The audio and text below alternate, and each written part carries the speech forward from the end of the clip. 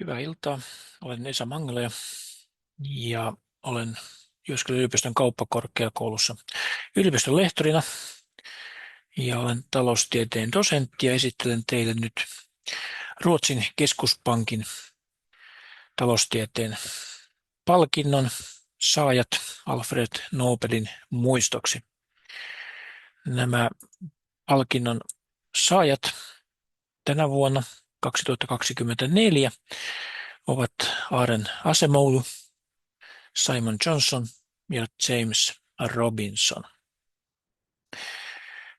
Sekä Acemoglu ja Johnson ovat molemmat MITin eli yhdysvaltalaisen Massachusetts Institute of Technology yliopiston taloustieteen professoreita ja James A. Robinson on sitten tuolla Chicagon yliopistossa taloustieteen professorina.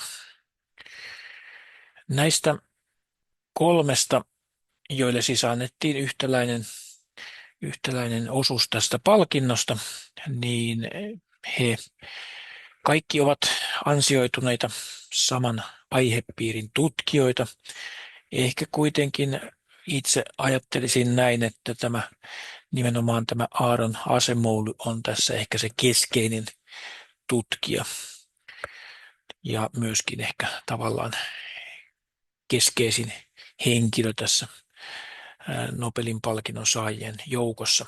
Jos katsotaan heidän tieteellistä uraansa, niin tässä on ihan Google Scholarista otettu haku näiden tutkijoiden nimillä. Ja jos katsotte tuolta oikeasta yläkulmasta, siellä näkee viittausten määrä, joita on tehty heidän tekemiinsä tutkimuksiin. Tässä on ensinnäkin Aaron Acemoglun tutkimuksiin tehdyt sitaatit. Siellä näkyy, että niitä sitaatteja on kaiken kaikkiaan yli 400 000 kappaletta, eli 250 000 ja vähän päälle. Eli tämä on hyvinkin merkittävä viittausten määrä ja osoittaa kyllä sen, että Aaron Acemoglu on saavuttanut merkittävän aseman tiedemaailmassa. Ja tuossa näkyy myöskin sitten näitä tärkeimpiä artikkeleita, joita hän on saanut tehtyä.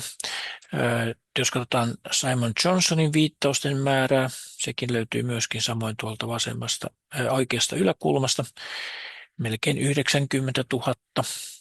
Ja sitten James Robinsonilta yli 120 000. Jos lasketaan nämä yhteen, niin saadaan hyvin merkittävä luku yli 500 000. Ja jos ajatellaan nyt sitten, miten tämä nyt suhteutuu yleensä tiedemaailmassa, niin vähän tein samanlaisia hakuja myöskin muiden nobelistien, nimenomaan taloustieteen nobelistien viittausten määrään, niin ainakin tuo Acemoglun yli 250 000 sitaattia, niin se kyllä sijoittuu vähintäänkin tuonne hyvälle keskitasolle, jos ajatellaan suhteessa aikaisempiin nobelisteihin.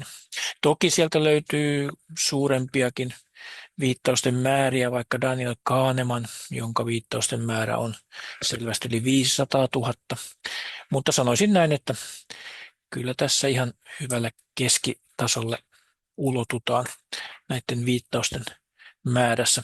Eli kaikki kolme ovat hyvin ansioituneita taloustieteen tutkijoita. Se, mistä nyt sitten he tämän palkintonsa saavat, liittyy siihen, että heidän tutkimuksissaan ja kirjoituksissaan on analysoitu talouskasvun lähteitä ja kansakuntien hyvinvoinnin ja vaurauden selittäjiä, ja heidän mukaansa keskeinen tekijä ovat kansakunnissa vallitsevat poliittiset ja taloudelliset instituutiot.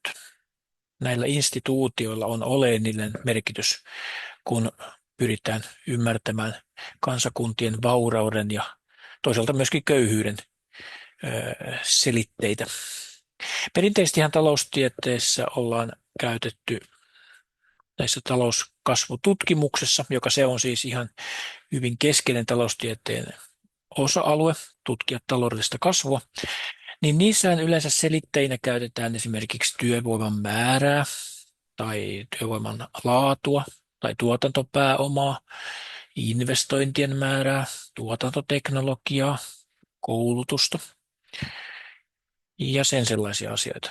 Mutta nyt näiden kolmen palkinnonsaajan ansiosta nykyään osataan katsoa syvempiin yhteiskunnallisiin tekijöihin. Näillä instituutioilla siis me tarkoitetaan, voisi kiteyttää näin, että tapoja, joilla ihmiset keskenään ovat vuorovaikutuksessa ja kommunikoivat. Ne on sellaisia yhteiskuntaan luotuja rajoitteita tai syntyneitä rajoitteita, jotka vaikuttaa ihmisten väliseen kanssakäymiseen. Ne voi olla muodollisia instituutioita, kuten vaikka lainsäädäntö, tai sitten epämuodollisia instituutioita, kuten yleensä vain sosiaalisia käyttäytymismalleja, joita sinne yhteiskuntaan on kehittynyt vuosien ja vuosikymmenten, jopa vuosisatojen kuluessa.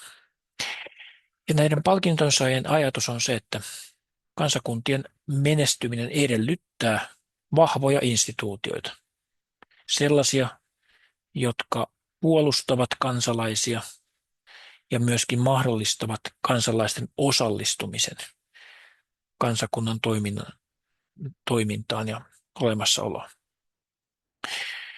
Taas sitten sellaiset yhteiskunnat, joissa on heikko oikeusvaltio, heikot instituutiot, siellä tapahtuu usein niin, että käytetäänkin hyväksi sitä väestöä. Sitä väestöä alistetaan, sorretaan ja silloin ei synny talouskasvua tai muutosta parempaan.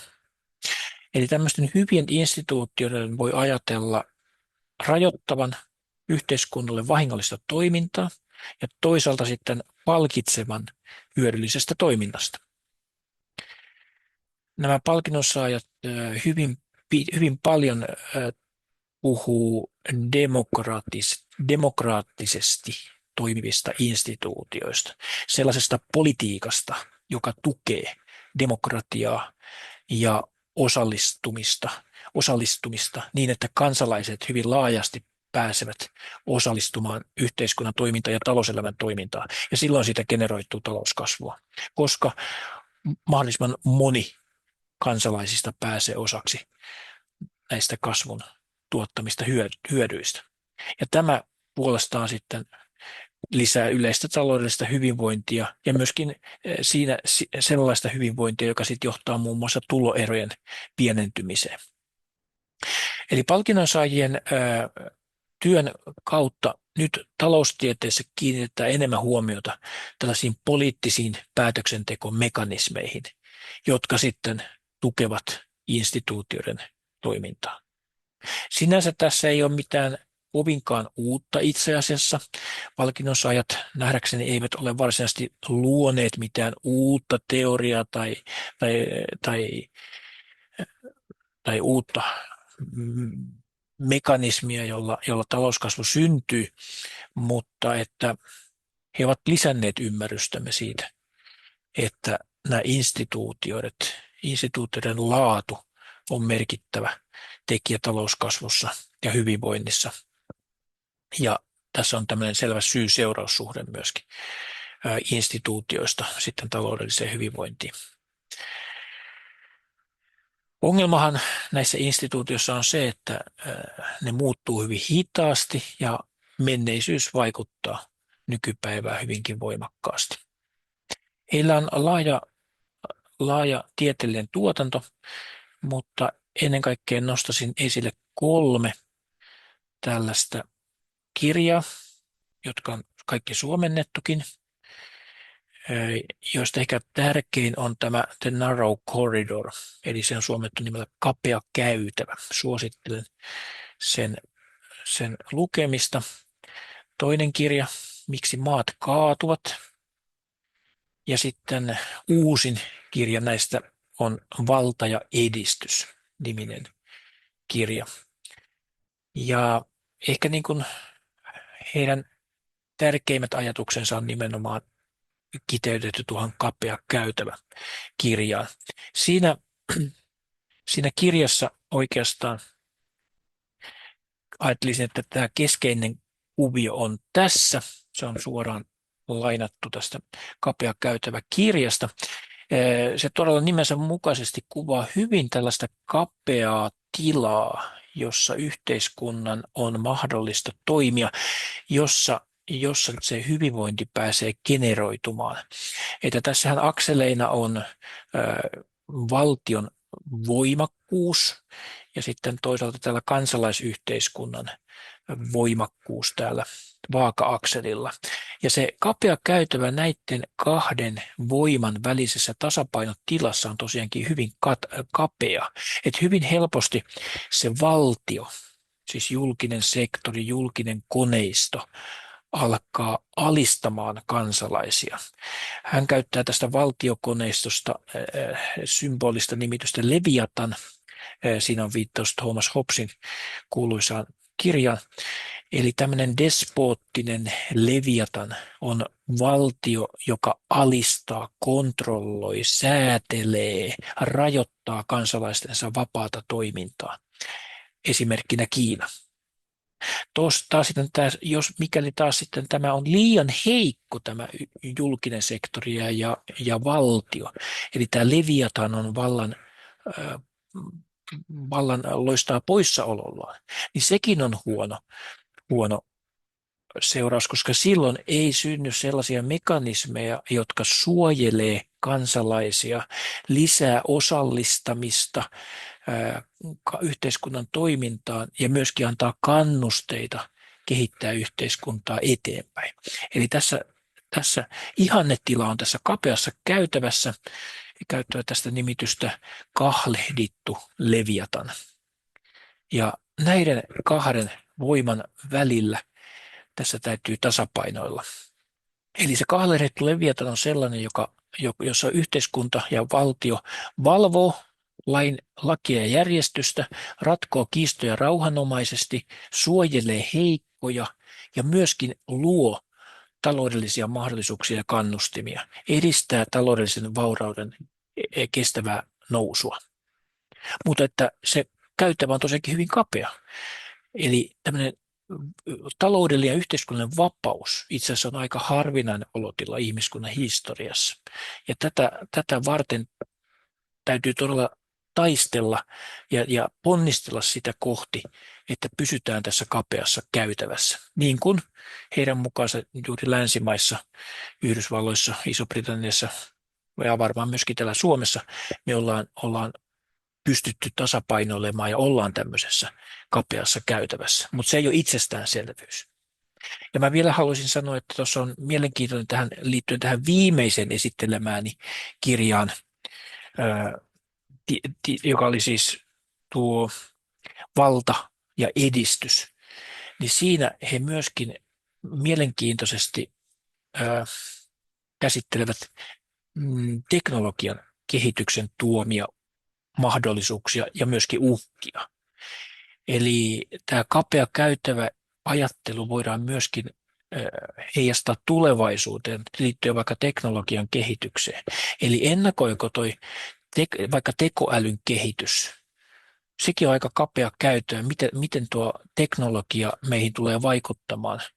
Onko se mahdollistavaa, onko se hyvinvointia lisäävää vai onko se alistavaa ja despoottista? Syntyykö digitaalisia diktatuureja, niin kuin esimerkiksi Kiinassa on vaarana, vai kannustaako se ja mahdollistaako se teknologia aivan uudenlaisen ja entistä